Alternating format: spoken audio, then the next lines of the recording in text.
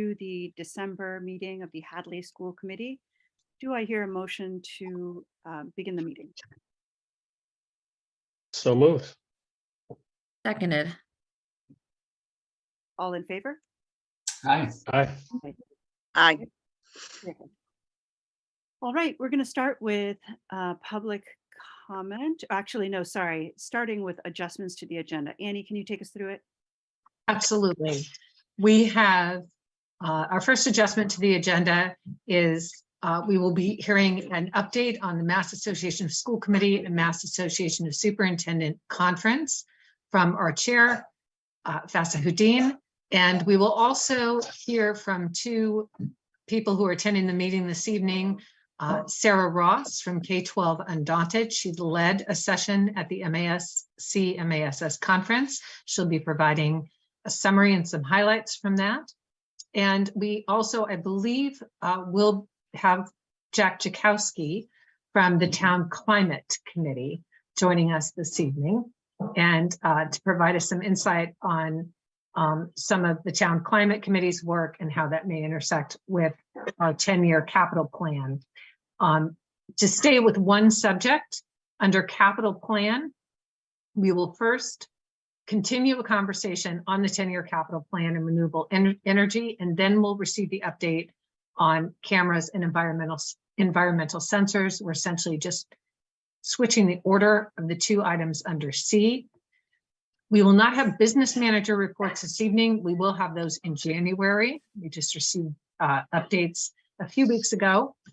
And we added under updates, we will always have a standing agenda item of school committee member updates. And I believe those are all the adjustments. Great, thank you, Annie. Okay, we're moving next into public comment. As a reminder to the public, you have no more than 3 minutes to speak. We don't respond or react right away.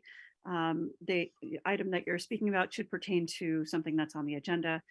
And if you are interested in making public comment, go ahead and raise your digital hand and we will unmute you.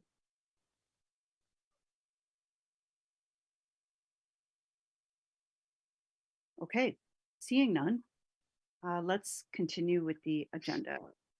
So presentation discussion items for the first item up is the fiscal year 24 budget. Annie and Chris.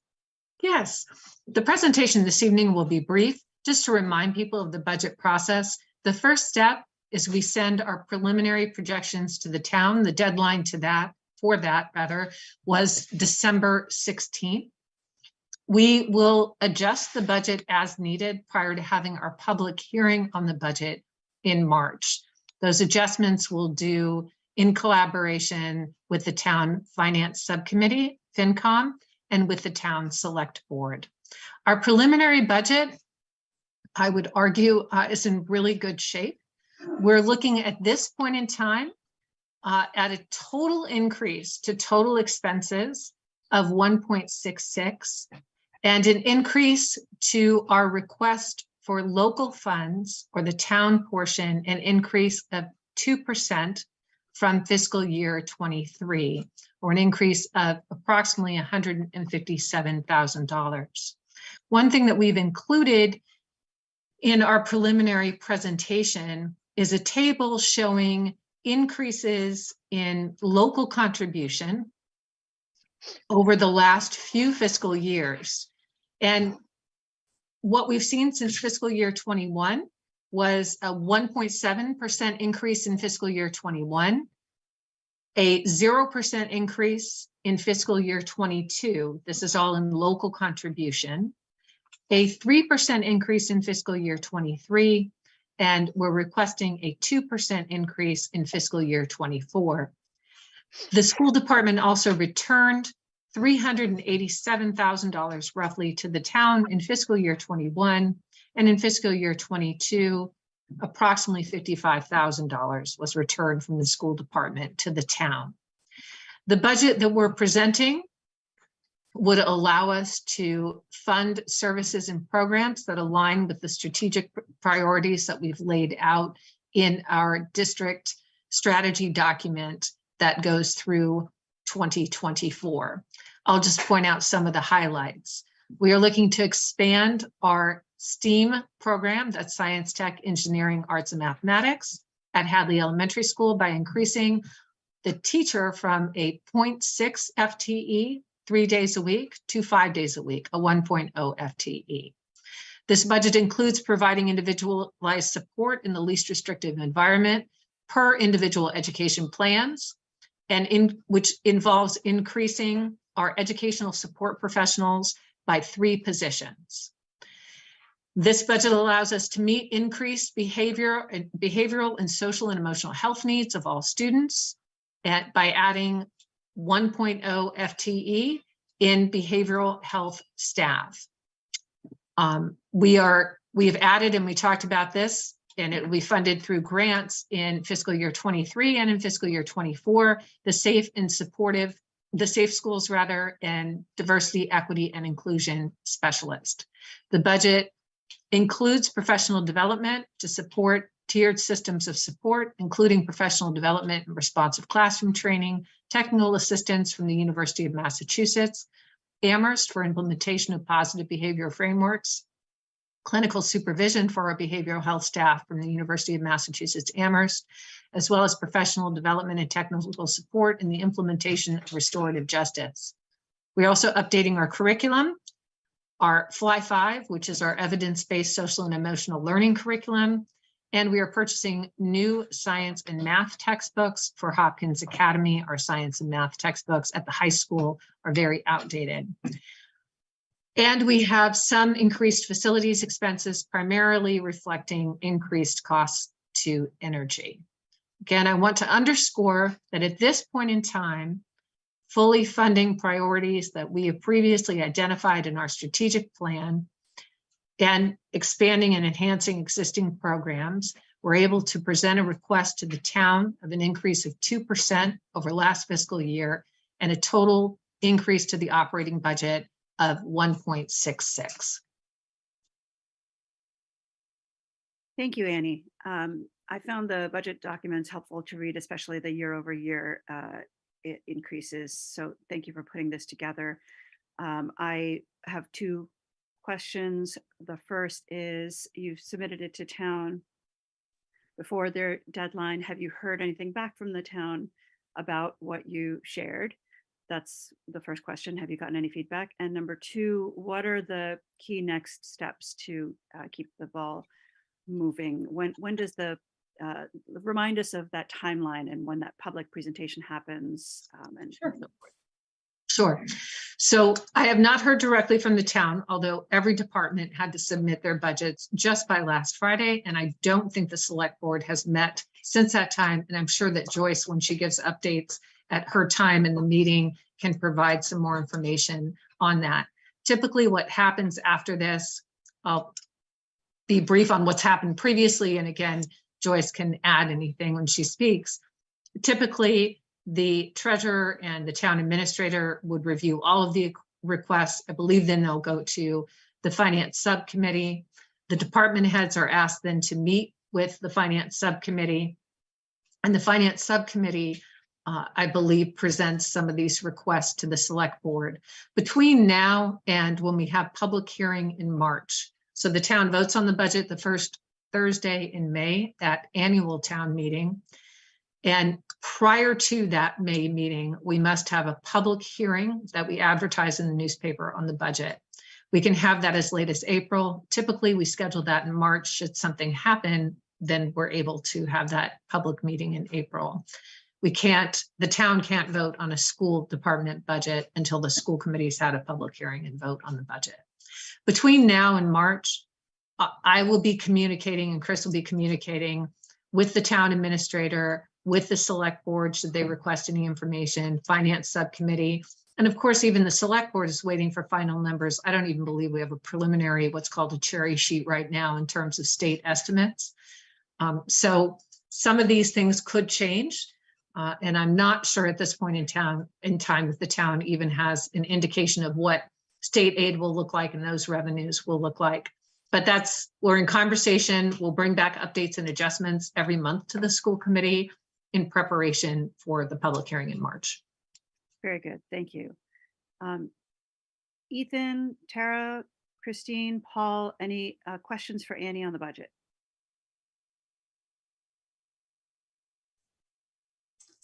I have a handful of questions, Annie. Thank you. Yeah, I do think it's well presented. So probably a shout out to Chris and you. Thank you. The oil and electricity costs obviously going up. We're comfortable that that's the appropriate level of increase, or is that more of a guess? I think it's always a guess. However, I'll also invite Chris to, after I just instilled that vote of confidence to the public, feel free to follow up on that. I should have said it better. It's a crystal ball. We did increase in. last year by 25%, and Yeah. now we're increasing again. We have another increase on top of last year's increase, but I know Chris has been in ongoing communication with our energy, the person who manages our energy contracts, so he might be able to speak a little bit more to that. Yeah, I can. Excuse me. So I guess whether or not it's a good estimate depends on what day we're looking at it, because the price has gone up big time. It's now come back down. We just filled up our tanks last week, I believe it was, at $3.01 a gallon. And the $3.01 was not a locked in price because the vendor just would not lock in prices this year. You know, I guess just really with the volatility of the market, they would not do that. So what we have, and if I could just pull up the budget quickly to just double check what the rate is that we're using. I just have to find the fuel line here.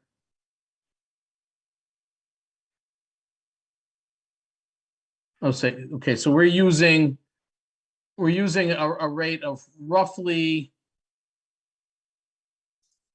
$3.50 per gallon. And that's I mean, I'm sorry, not $3.50, $2.50, sorry. And that's you know, kind of an estimate of where it will end up. I did speak with our energy consultant at the collaborative, and you know, he said to keep an eye on it. Again, he's hesitant to offer a prediction, which I don't blame him. But he said that keep an eye for it to go down. Watch for it right at the beginning of next calendar year, which is January of 23. That's when we're able to lock in our price.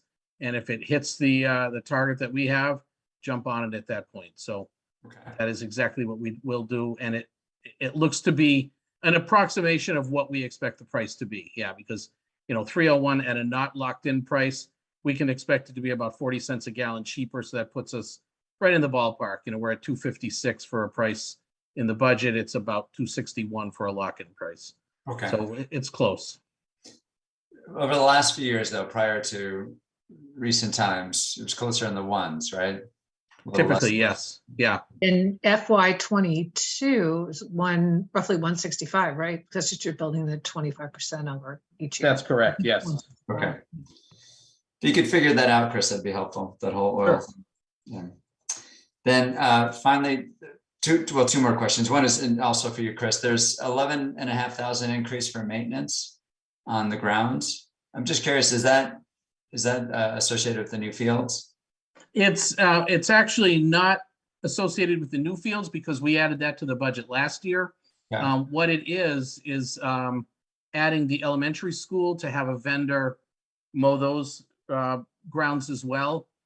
With the difficulties of finding custodians, and trust me, it really has been incredibly difficult. We basically not consulted, but farmed out the maintenance of the grounds to a vendor. That frees up the custodian who used to do it to work on cleaning the interior of the building. So it's really just something that will allow the building to stay clean with you know, the fewer staff that we're dealing with right now. Okay, I hadn't realized that was an issue. Thanks, Chris. Yep. So one last question, maybe for you, Annie. The programs with other school districts, so the vocational, the payments to mass schools, the payments to non-public schools, a lot of those have gone down. But is that just normal fluctuation of classes, or do you take anything from that? Is there anything you deduce from that? So as we do additional presentations on the budget, I'll provide you with charts so you can see some of these trends over time. You'll see those charts in January and in February. With vocational schools, we've seen a downward trend. So what you're seeing there is going from 19 to 15. And we always keep placeholders in the budget for freshmen. So we're delivering a budget right now in December, an estimate, but students really start making some of these choices in the spring. We have seen a decrease in students going out to vocational schools. I would like to think that some of the programming that we're offering now at the high school may be part of that. It's certainly not all of it. It's not, we don't have Chapter 74 programs at the high school, but there could be a connection there. In terms of special education, I'm very pleased with and very proud of the work that the district is doing, that Celia Snow, the director of special education, is doing, and that our teachers are doing in terms of meeting the needs of every student in the least restrictive environment. We do a very, very excellent job of including students in the general education environment and providing them with support to be able to access the curriculum in that environment. I think that our screening 3 times a year, where we identify early on if students need assistance and then intervene, I think all of these things work together to support students in being more academically successful in the classroom. And again, we have really top-notch teachers, the general education environment and the special education environment. We have at Hopkins Academy a teacher who just starting this year did a lot of work in co-teaching and has done an excellent job, Ms. Mulugeta, in supporting students there. So all those things come together and make it more likely that a student will be successful in our school district. And I also want to say, and the other part of your question or your assumption, is it just do populations change? And yes, so we can have students move in who already are in out of district placements in their individual education plans. And then if they move into the district, we just continue that.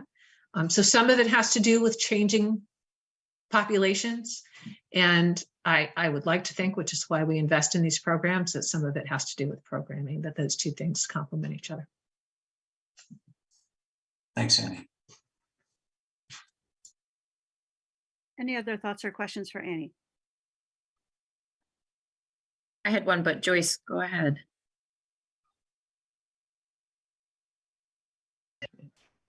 Hi, Joyce. Hi, just a quick question on the how you go about with your farming out to your vendors to do your mowing. Do you go out to bid on that with all the people that we have in town that does lawn care and things, or do you just ask for bids and do the lowest bidder? Because the price is over $10,000, we do have to get 3 prices for that job. Okay. So last year we did get 3 prices on it. And I'd have to check the contract. I don't remember with OMAST if it was multiple year or not. If it is, we could certainly have it up to 2 more years. If it's not, we'll go out again and get 3 quotes. It's not at the threshold to go out to an actual bid, which is $100,000, but we did get the quotes, yes. Okay, so in adding the elementary school, would that change the scope of the work that you would need to go out to get 3 different quotes because you're adding the elementary school? No, it was still below the threshold. Okay, thank you. You're welcome. Yeah, Tara, go ahead. Sorry, I just had one question. I guess, Annie, when you reviewed this, first of all, thank you for the document, you and Chris. It again, just to reiterate, it's really clear and easy to read and understand what's going on. And I'm excited to see the following and expansion of the STEAM program, because that's just a fantastic program. And I'm excited to see that it's relevant and the kids love it. So I'm excited. The question that I had is on the additional support staff, 3 FTEs of ESPs. Is that something that we're already hiring for or we're looking to hire for? Have we posted them? Do we need to wait? So we have one posting that is up and we're going to repost it. But also keep in mind, when we're looking at the budget comparisons, you're looking at the moment in time. So you're looking at the budget that you approved as a school committee at public hearing in March of 22. And so the comparison point is March of 22 until now. Some of those positions we've actually already hired, and we absorb the cost of that. This is one of the reasons we talk about having reserves in school choice. So we don't ever find ourselves having to go back to the town and say, we need to go to town meeting because we need this extra money right now. We have these move-ins, we need these additional support staff. So we're posting for one. Two of those positions we've hired since you approved the budget in March of 22 for fiscal year 23. But in terms of the comparison point, that's the comparison point, right? That's what's changing in these lines when we present it to the town. What's changed from the budget you approved to the budget we're proposing. Thank Does that you. make sense?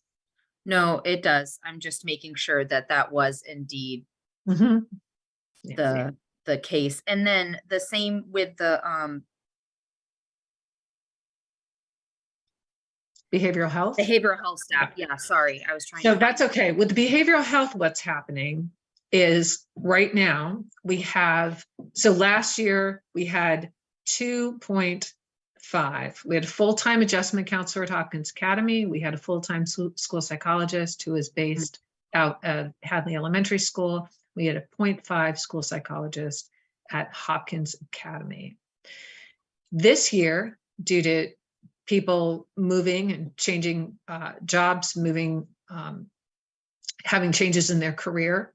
Right now, we have a full-time adjustment counselor at the elementary school, a full-time adjustment counselor at Hopkins Academy, and we have a 0.5, another adjustment counselor. Right now, school psychs, even though we posted, very high demand, very hard to find. We're using a third-party contractor, James Levine and Associates, to do our evaluations, all the other things we would have.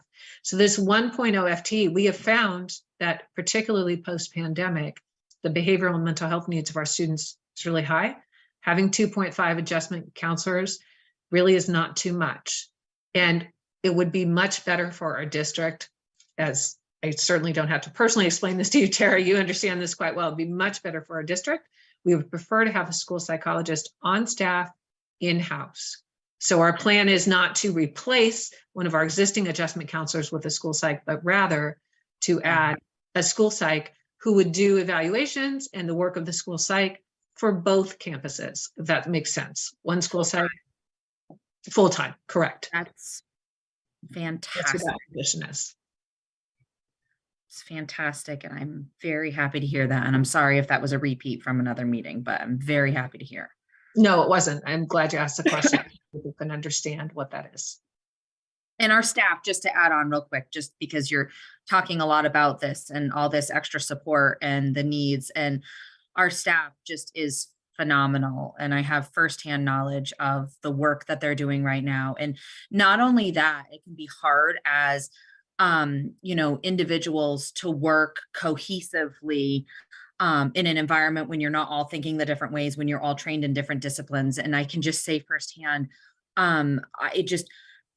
everyone in different disciplines are just all working respectfully and collaboratively and just in the best interest of the students. And I have just been so pleased to see how well the school year is going as far as behavioral needs for children or struggles for children, and how well staff are working and how communicative they are with parents and with each other. So kudos to all of our staff for that. Thank you so much for those kind words. They are doing a phenomenal job. I'm very pleased with them also and grateful. So thank you. Christine. I was just curious about the drop in health services. Why it basically is cut in half. I'm sorry, would you ask me that one more time? I apologize, something happened on, would you ask me that question again, please? Just the drop in health services. It's Oh, okay, thank cut you right in very half. much for asking that question. Yes, because last year that line was increased significantly and we funded it through the elementary, secondary emergency relief funding, ESSER funding. But so what happened was we infused $112,000 of that money to support pool testing, nurse substitutes. There was a great deal of services that were associated with COVID that were funded through grant funds. And that's why you see the drop, because the pool testing program we haven't continued with that. Okay. Any final questions for Annie or Chris on the budget?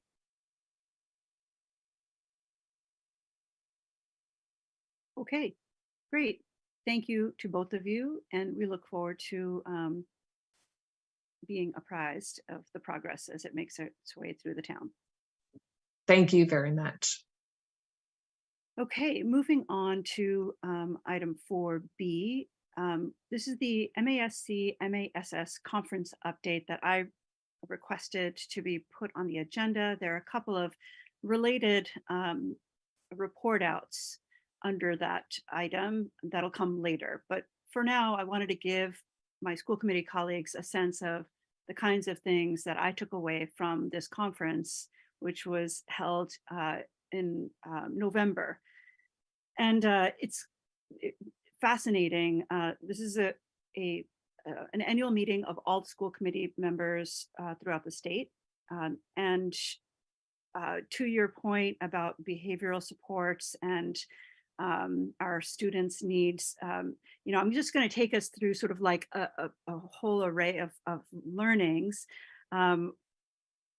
DEI and mental health featured really high on topics. As you can imagine, post-COVID, a lot of schools are really focused in these areas out of the need that they're experiencing.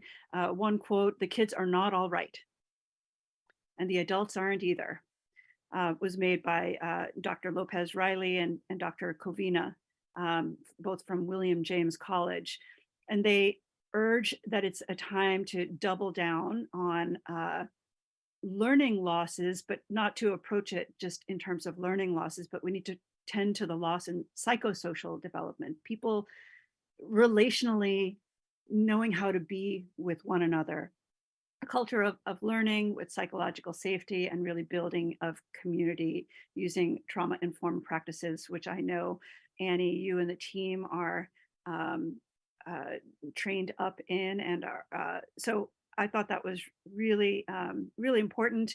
The DEI theme ran strong throughout.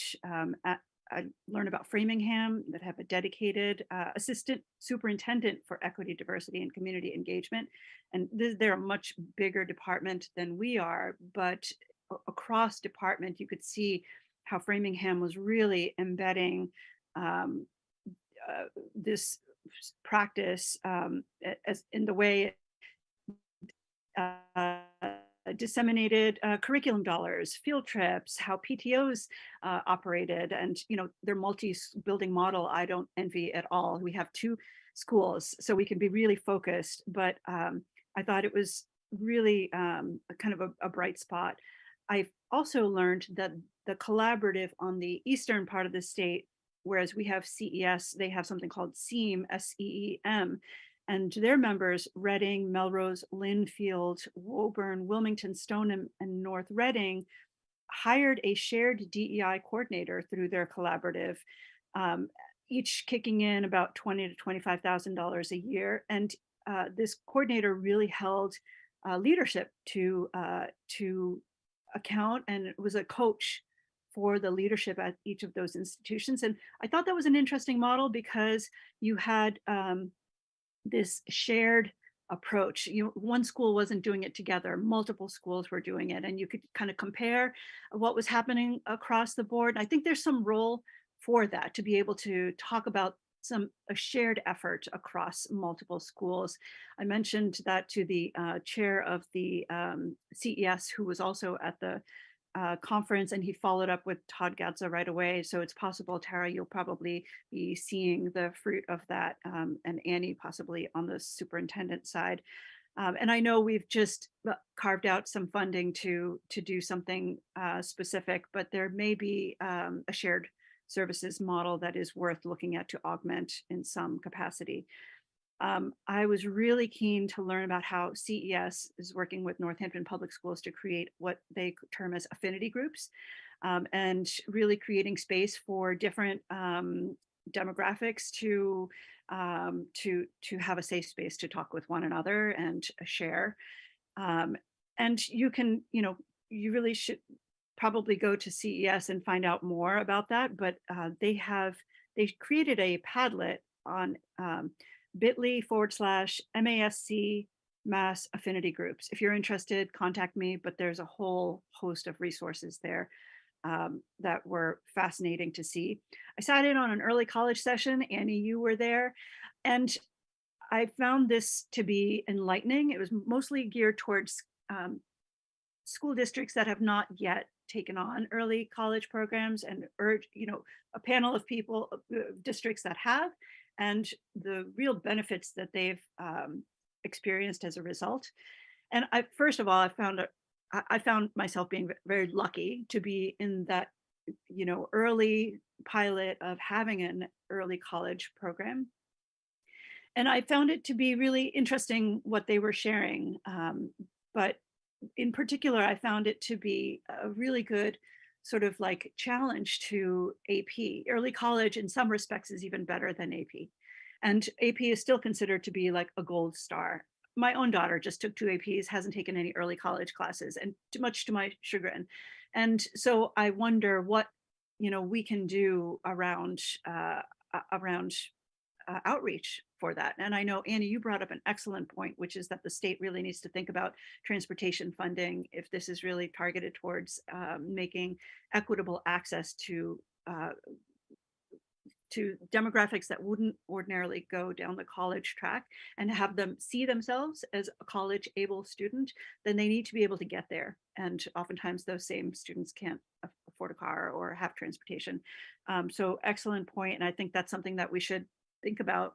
I'm hoping that you can bring forth here's how we're doing with early college sometime later, along with recommendations that we can advocate for at the state level, if in fact that is a priority that we should turn our attention to. I thought that there were some great sessions on leading and governing schools during emotionally and politically charged era. I think we all think about that. I was very grateful for my school committee members and the way in which we collaborate with one another and have norms that model for the school community how we want to treat one another. I thought it was interesting that they were really talking about empowering teachers to have these conversations in class. And a lot of people shy away from difficult conversations like that.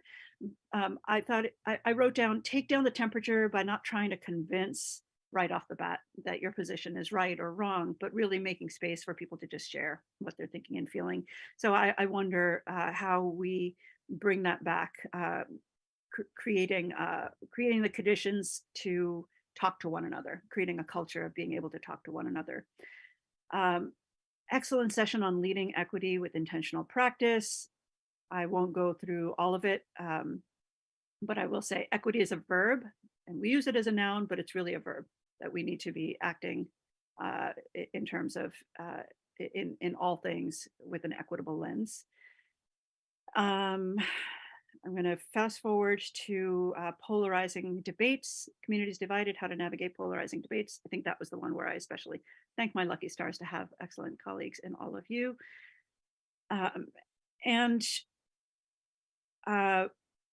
We had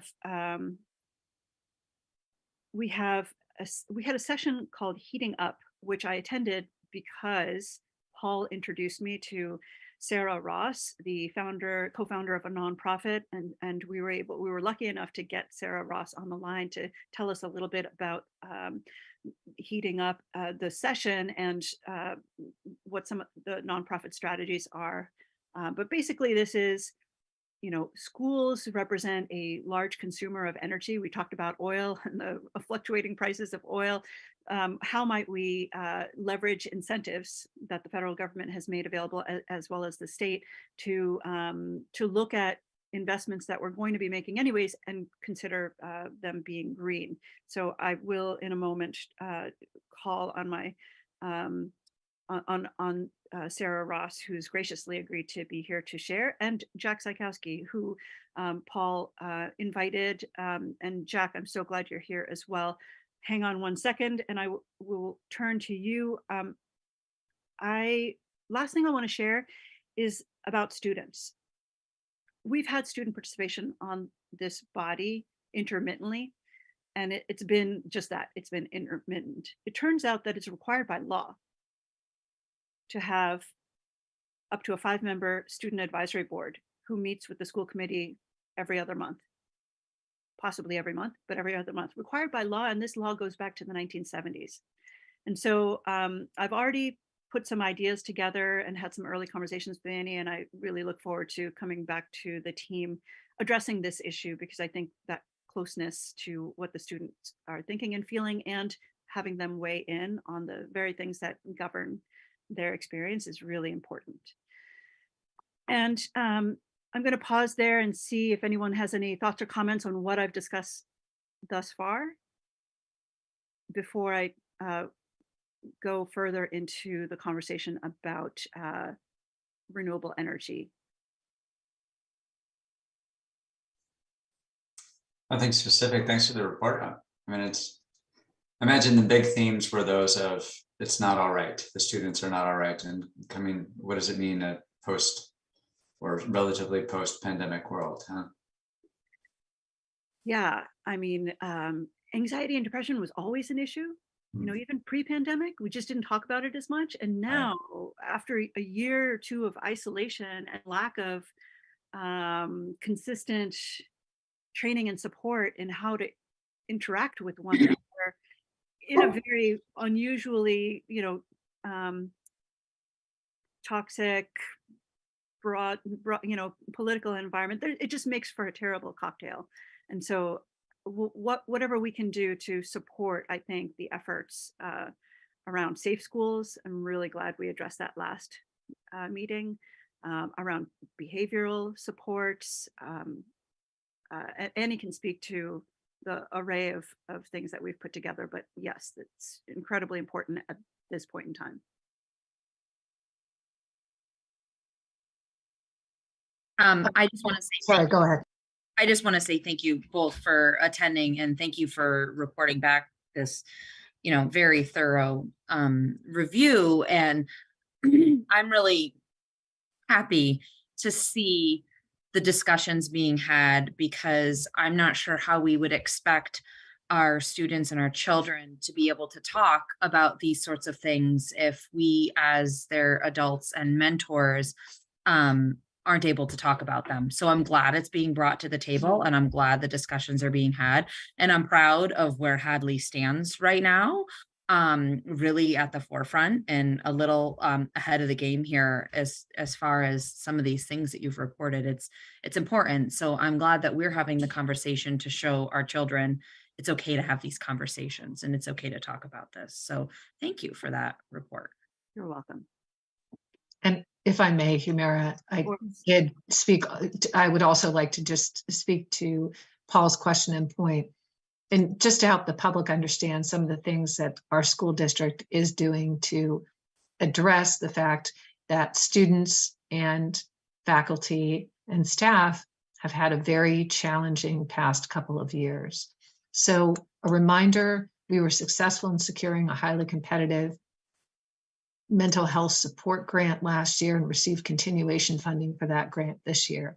This year, we received funding for year 1 of another highly competitive grant on safe schools and integrating social and emotional supports to ensure that schools are safe. We also received a smaller grant that's about integrating social and emotional and academic learning this year. We received several other grants, but I'm focusing on those that address the social and emotional and behavioral health needs of students.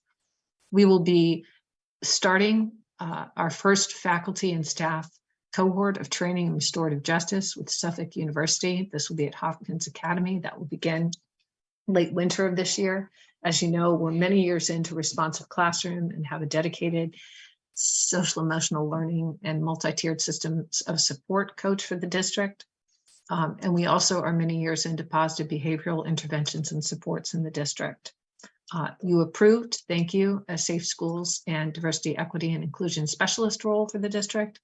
And I received notification today of another grant award that will allow us to, there are many things it funds, but it also will fund for 2 people in the district to be trained as facilitators in intergroup dialogue.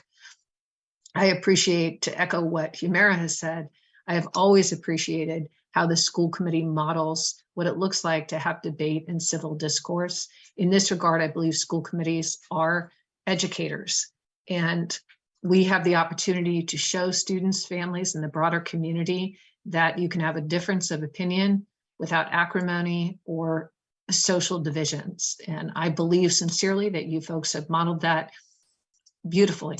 During the pandemic, we didn't always agree. We weren't always sure what the best strategy was to move forward. And but we didn't shy away from having a conversation, and that was always done with civility and with courtesy and a respect for differences of perspective and opinion. So I do believe strongly that you folks have been excellent educators in that regard. And I believe this district is doing phenomenal work when you think about how small we are in terms of all that grant funding, those projects and programs that are moving forward. I believe we really do punch above our weight when it comes to some of this work. Well said. Thank you, Annie. Okay, terrific. If there are no other comments or questions on what was shared, let's proceed with the sub-items.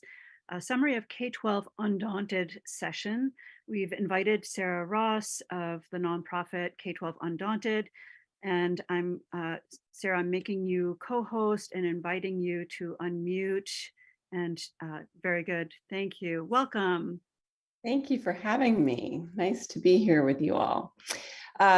Yeah, so I am with a nonprofit that's focused on how to help schools really enhance their infrastructure to become more resilient, and in doing so also combine that with preparation for students to thrive in a world that is characterized by rapidly changing climate.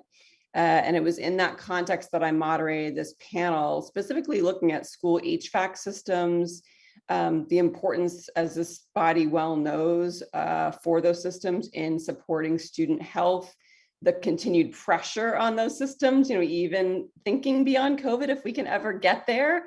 Extreme heat is on the rise. And so that was really the motivator in the title of the session on kind of heating up. And all this comes at a time when there are new funding opportunities. So I'm going to talk a bit about just like the big ideas from that session, and specifically the funding opportunities that are available today, because I think as a district, you all are remarkably well placed. The timing of your systems and the need to replace them puts you in a really interesting spot here. So the big idea today is that schools have the ability to move from what is essentially legacy technology to modern technology that is vastly more efficient, that also provides cooling, which many of our schools really need and were not built to accommodate originally, and that this technology promotes much cleaner air, right? So one of the big innovations since you all last installed the heating system many decades ago was that now, instead of burning fuels to create heat, we can instead move heat that already exists outside in the air, in the ground. These are called air source heat pumps if we're moving it from the air, or ground source heat pumps if we're stealing heat from the ground.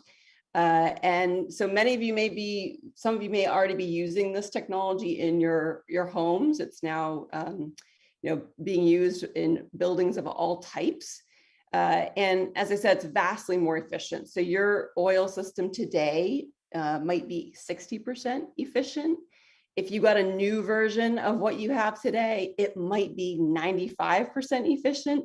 These heat pumps are going to be 200 to 600% efficient because, again, they're using just a small amount of energy to move heat that already exists in the world rather than trying to create new heat. And that's just a smarter way to do things. So I think that's one of the benefits. The other one is obviously by not combusting things like oil in buildings. That combustion creates particulate matter that is not good for health, right? It produces matter that can trigger asthma and other serious health concerns. I think there's a health benefit to this move from a legacy world to modern technology world. And then again, these heat pumps also provide cooling because moving heat from outside the building to warm it, you can also kind of reverse that and cool your building all with one piece of equipment. For a bunch of those reasons, I think it's a really wonderful technology that schools across the country are increasingly looking to incorporate. And again, they're increasingly looking to incorporate it right now because of increased funding opportunities for this. So the Inflation Reduction Act, which became law back in August, this is a federal piece of legislation, provides what you can think of as essentially 30%, if not 40% off coupon for this system. That's good for 10 years. There's no cap on the amount of money that's available. It is not competitive. If you install the widget, you get you kind of use the coupon at the cash register, if you will. So that has radically changed the landscape for this technology. And then in addition, we are in a state where we have aspirations to reduce the amount of greenhouse gas emissions. So your utility Eversource has a new strategic plan that has them laser focused on converting as many of their customers as possible to heat pumps. And so they also have generous incentives. For a typical school, it might be $1 million incentive, again, off the cost of these systems, which are substantial, big capital investments, as you all know. You can stack these investments. And so it's really going to make this technology, which again has so many benefits from a health, efficiency, cooling perspective, much more affordable. And in fact, maybe the most affordable system you guys could look at doing. So it's a change from what you have now, and yet it's the way that anyone who is building a new building today, it's the type of system they would use. No one would put the type of system you have in your school today in a new building. No one would do that. So, so this replacement opportunity that you have is the most cost-effective time to make this switch, right? When you got an old thing that's the end of its life, now is the chance to think about making that switch. And as we heard from earlier, it was interesting hearing about the budgetary, the ways that your budget has to absorb the volatility of oil prices that you guys are exposed to right now. One of the opportunities of moving to a heat pump is you can really, if you pair it with solar, completely fix your energy costs, right? Because if you're making your own solar energy and you're using that solar energy to power your HVAC system, now the price of oil can do whatever it wants and it won't touch your school budget. So there's a real opportunity to reduce volatility and protect your budget for, the spending in your core mission, rather than having it be eroded with those changes. The last thing I'll say is, another perspective here is just the move of state policy and state building codes. A new building code will be coming into effect July of next year. Again, it's going to move all buildings of all types, our homes, our businesses, our schools, our hospitals, to eliminate the burning of fossil fuels in our building. And so you're right, you want to be positioning yourself not to be at odds with where policy and codes are going, but really anticipating that. And again, a move to heat pumps would anticipate where all signs are, we're going to be pushed in every way possible to move in this direction. So again, you guys have a wonderful opportunity with this replacement to look at that horizon and make smart decisions for the next 50 years, of supporting student health and learning. Thanks very much. Thank you, Sarah. I really appreciate the opportunity to bring a little bit of the MASC conference to tonight's meeting, at the panel where you spoke, you had 3 other members, and there was a member of a school system that had built, I think, a brand new building, and they had some ambitious goals. I think it was a zero carbon goal that they set. Yeah, net zero energy. I don't think they're going to get to zero carbon, but net zero energy. So they're going to produce on site as much energy as they need to run the building. They're also net zero water. So they're capturing rainwater that hits their roof and using it in their system. It turns out, I did not know this, 80% of all the water usage at the school. Does anyone want to guess what is using 80% of the water? I'll give you a hint. It's not the pretty part of being The toilets. Yeah. toilets.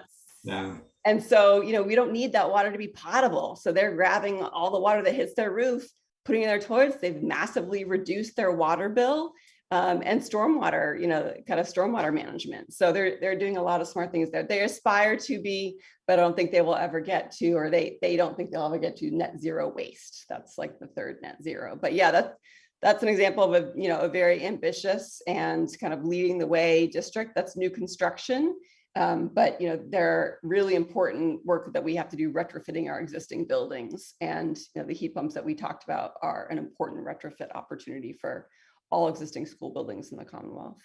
Great, thank you. Other questions for Sarah Ross? Hey, Sarah, thanks for the presentation. So you also mentioned too, solar. Are there commensurate credits or deductions for solar?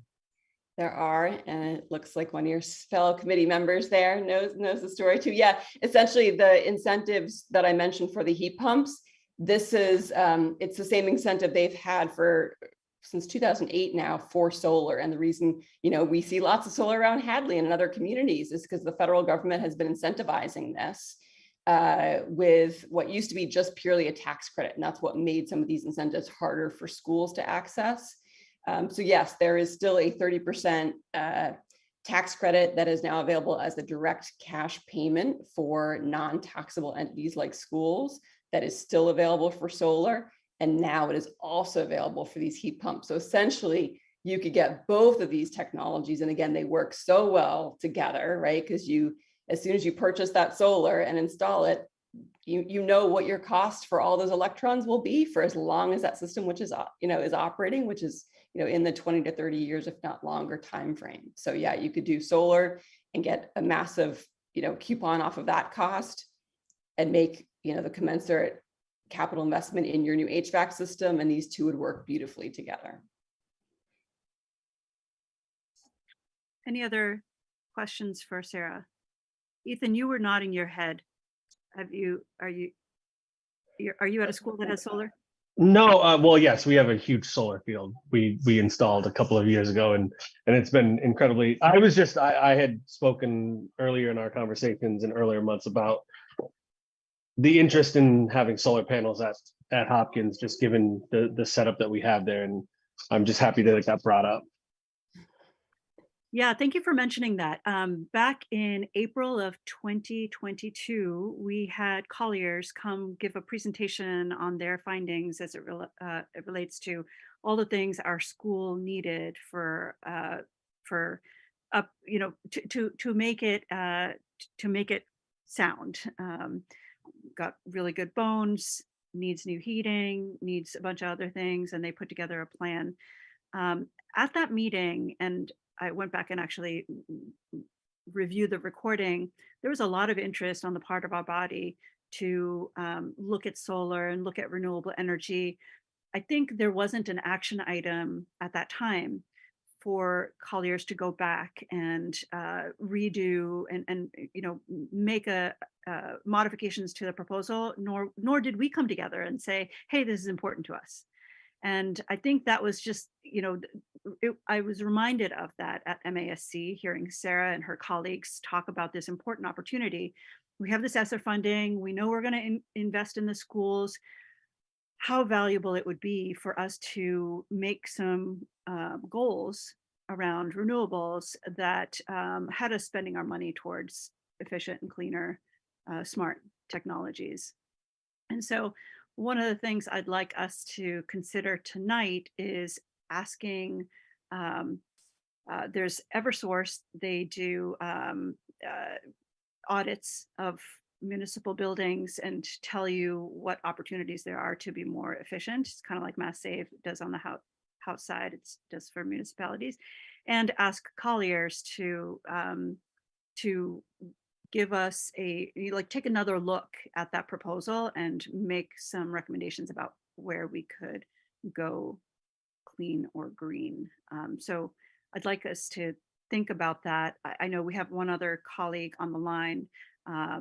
So I'm gonna, at this time, ask Jack Sykowski to join the conversation and share about, I know Hadley is making some moves in this direction through the climate committee, and I'd love to hear a little bit more about that. Hi, Humera, and Hi, Jack. thanks. I'm appreciative of this opportunity to speak to the school committee. So I'm the chair of the Hadley Climate Change Committee. And Humera, you had mentioned about doing the energy audit, and Annie, you might have some insight into this. Last week, we had Rich Finn from Eversource. They're doing the energy audit of all the municipal buildings, and they were supposed to be calling D-Rex to set up a time where they could come in and audit the schools. I'm seeing a nodding head. Is that a yes?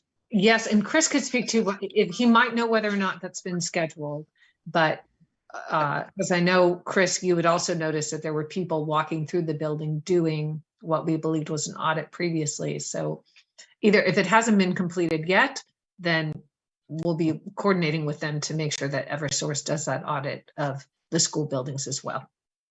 I believe it's scheduled for tomorrow, actually. Excellent. That's timing. All right. So they've also toured quite a few of the other municipal buildings. They haven't been working on the 3 newest buildings, the North Hadley Fire Station, the library, and the senior center, because they're new and they're built to the better building codes. But when it comes to green communities, the last step in that process of applying for the Mass Department of Energy Resources grant for $130,000 is to see if there are ways that we can actually reduce our energy. We have had one other person in the past walk through the buildings.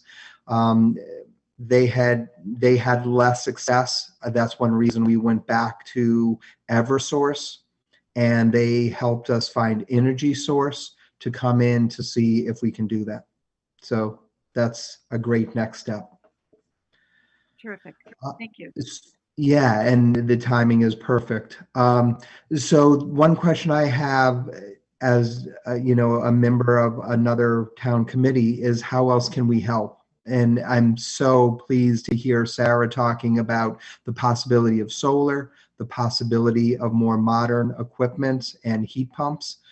Are there anything else that you folks can think of related to utility costs that we should be looking at or could be looking at? Well, thank you first for the offer. Very, very important and awesome to know that we have a committee behind us whose goals are aligned, that we can turn to create a solid proposal and have town support, of course, sanctioned by Select Board. So when the time comes, it's great to know that there's a body that we can interact with who understands what we're trying to do and can advocate alongside us. I don't think at this time we have specific things that we could say, this is exactly how you can help, but we will definitely be holding that in mind. So Humera, just taking that a little further, so even if we can't go further on utility costs, but I do think there are ways, knowing how involved Franklin County schools are with composting, we would love ultimately to see that in both of the schools. There's really no reason to take the food waste and bury it. And I know that from my time spent on the farm. We would love to see if there are solar initiatives, if we can be part of that. Last year, we were able to do a climate day. There were educational opportunities. I know the school that I teach at, we are part of Cooler Communities. I know they've tried for years and years. It's been challenging, to say the least, for Hadley schools to get involved with that, but they're often interested. and in collaboration with kids. When we started this committee a few years ago, we had a student member, Ali Markowski, and she added a lot to our conversations and what we were thinking about and what we were working on. We have a 7-member committee, all volunteers. We're trying to move this forward, but it would be great. And we've asked a number of times if there's a way we can get some student members. Certainly that's an offer. Climate change is really the issue of our times. And I think it was interesting that just a couple weeks ago, Prince William and Princess Kate held their Earthshot event in Boston and celebrated 5 incredible inventions, and they were trying to move that forward. So clearly this is something in the news almost on a daily basis. Thank you, Jack. We will surely take you up on that offer. We too are trying to get student engagement on our body, and we will encourage that overlap. I think leveraging their interest and their knowledge of how systems actually work on their behalf, they could really help us navigate alongside our amazing faculty and staff.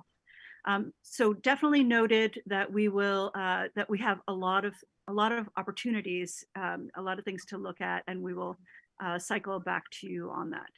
Thanks so much. All right, appreciate it. Hey, can I ask a question, Jack, before you go? So thanks for coming first off. The Eversource, and maybe Sarah of America, I know we met with Eversource too, that the audit they're going to do. So what we need information, right? How much would this cost? How much would we get from the federal government, from the state government?